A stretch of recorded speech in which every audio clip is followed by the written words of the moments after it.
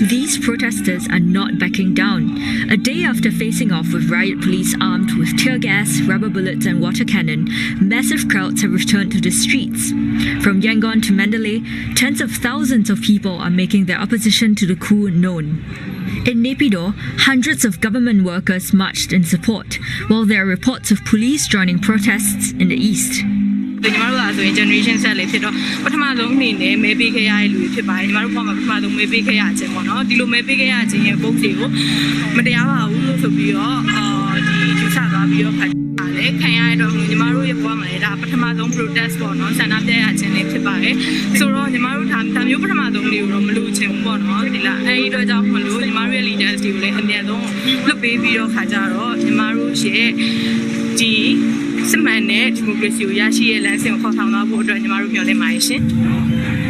military government has restricted night curfew in big cities. Soldiers also raided and ransacked the headquarters of Aung San Suu Kyi's NLD party. Reports say dozens more politicians were detained. State media has also taken aim at protesters, calling the crowd out for using obscene language and injuring police. It's the first direct mention of the protests since they began last weekend. Young Waikit joins us live with the latest. Waikit, there's been a lot of attention, social media focus as well on the girl who was shot in the head. We reached out to the doctor who is treating her in Naypyidaw and she told us she's on ventilator. Other doctors who are in the same surgical department as that doctor have shared with us images of CT scans, which is also made available to other local reporters. I took those CT scans and verified with healthcare professionals independently. From the CT scan, at least a crack line on the skull, but there's not much else they can tell me because the quality of the CT scan, as they say, is not very good.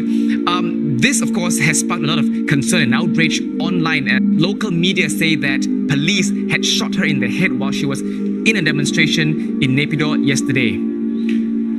Waikit, both sides are not backing down, as we've seen the images earlier. How's the situation likely to evolve?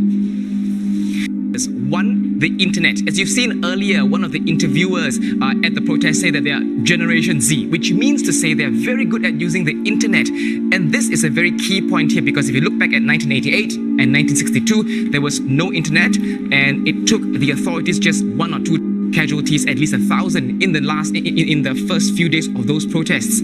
Right now, it's a different generation of protests. People are able to live stream what's happening in protest sites. Journalists are tweeting furiously and the world is watching. So the internet is going to be one big factor to determine just how or the violent crackdown. The other event that we're keeping a very close watch on would be next week, and that's when ousted leaders Aung San Suu Kyi and Win Myint would appear in court again to hear their charges. Very likely events surrounding those emotion among protesters who may in turn result in the authorities retaliating with more force. And between now and then, we'll have to take note of unpredictable or surprise factors, such as if there are more casualties resulting from use of force by the authorities, or if there are fatalities that could also spur more violence, as well as perhaps more violent crackdowns.